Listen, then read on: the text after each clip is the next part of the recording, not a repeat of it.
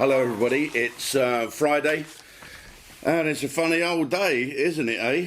Well, if you have a look at all the measures that's happening, Boris has announced that London is going to be closed down. Big surprise there. Thank you, Mr. Mayor. We'll be talking about you later. Perhaps you'd like to take your anorak off that's underneath your suit and put your ear against, put your ear out the window and listen to what people are saying about you.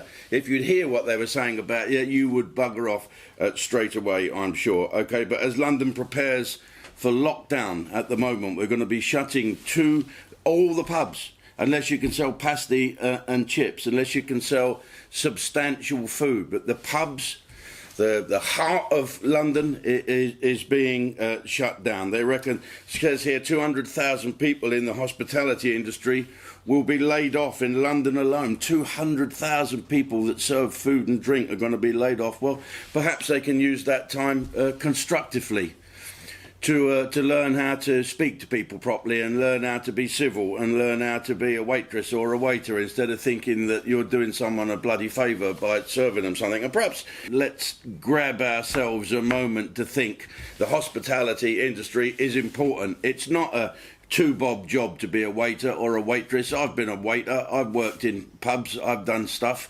It is a job to be trained for and to be done properly. And as I feel for you, I'm sure we'll get over it soon. Having said that, if I was you, I'd move out of London and go and move to somewhere where there's a mayor that knows what the fuck he's doing, apart from sitting there. What was he wearing? He looked like a Michelin man underneath that. And I've never seen such an arrogant, awful, protected species. I mean, what's he done to London? What has this mayor done to my old hometown, right? Cycle lanes everywhere with no cyclists. Congestion charges have gone up. If you let too much smoke out your car, who the fuck voted for this mayor? Come on, who voted for it? If you look, let's look at this. Who's to blame? Do we blame the BAME? This is it, blame the BAME. No, we're all racist if we think that 40% of people in London who are BAME people voted for that mayor. And only 40% of London. That is a lot, isn't it? But it doesn't matter. This is the way life is. It's much nicer, diversity like this. 40% of people voted for that little fucking idiot. So 60% of you can get rid of him. Get together, the 60% who don't want that mayor, get that bastard out, because he is ruining this country. And the arrogance of that man's face is just staggering. It really does wind me up. But no, you can't vote him out. You know why? Because he's given himself another 12 months. Postponed the vote. So he's got another 12 more months to do more damage to London than the convids have. What is it with mayors? What is their job, the mayor? Isn't it supposed to be the mayor, you're the mayor, you represent the people, not the people have to crawl up your ass? I saw something the other day, murders up, knife crime up, more criminals in London. Do you think, said some poor man in the London Assembly, mayor, that life in London is worse since you took over? No, he said. Is it safer in London? Yes. Get a grip of yourself and go and see a doctor. In fact, go and get on a bus if you can manage to get on one without a mask and bugger off. Go down to Dover and welcome all the people that's going to come in and replace you. Talking of mayors, Andy Burnham, he's a good man. He's the mayor of Greater Manchester, and apparently he's not having any of it. He's not having Greater Manchester shut down. He's got a right cob on and he's having a go at the Parliament because he doesn't think that Manchester should be shut down. Liverpool has been shut down and they're getting on with it like Liverpudlians do. What's Manchester going to do? This is what he says. 470 people in 100,000 have got the convids, all right, who are catching it and passing it to one another. Well, we know we're going to be passing it to one another. We see on the television every night these little snowflakey, studenty people saying, no one's paying any attention to the lockdown anyway, we're just fucking getting on with it, we don't care if we get it or not. 470 people in 100,000. That is 0.47%. It's easy to do the maths, isn't it? 47 to 100,000, just move the decimal point. Lancashire is in lockdown. Oh dear. And what Andy is saying, is the government using Lancashire and Manchester just because it's up north, because of you northerners, we'll treat you like canaries down the mine or guinea pigs or whatever.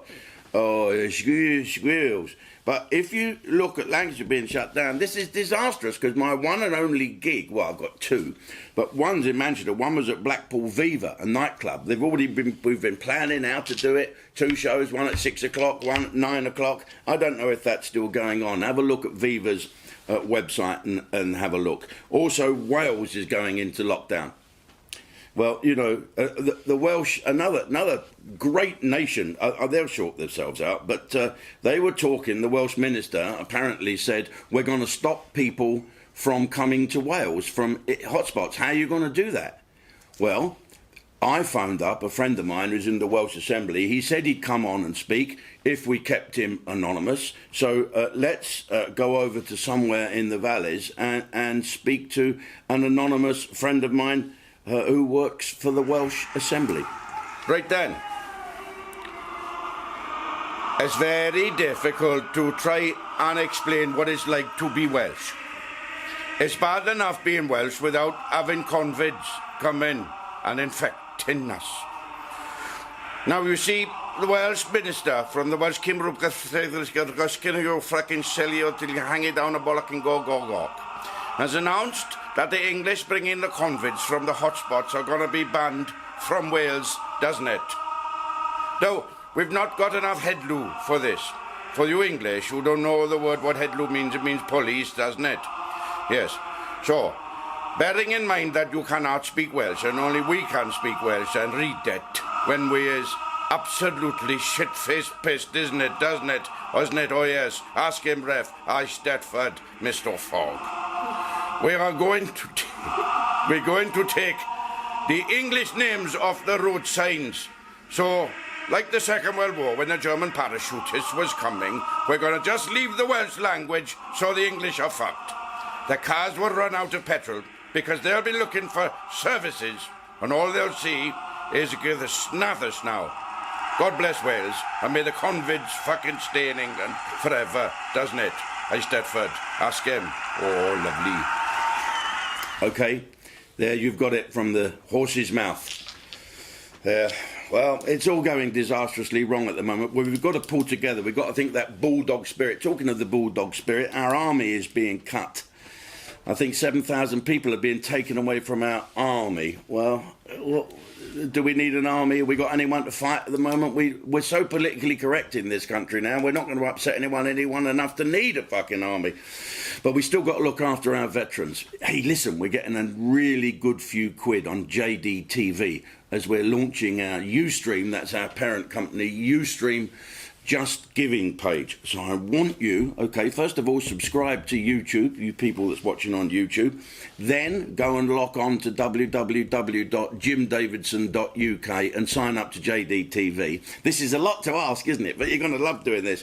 And best of all, if you only do one thing today, please help Ustream's Just Giving for our veterans. Don't donate 66777 to help me help them, okay? Donate 66777 to help me help them.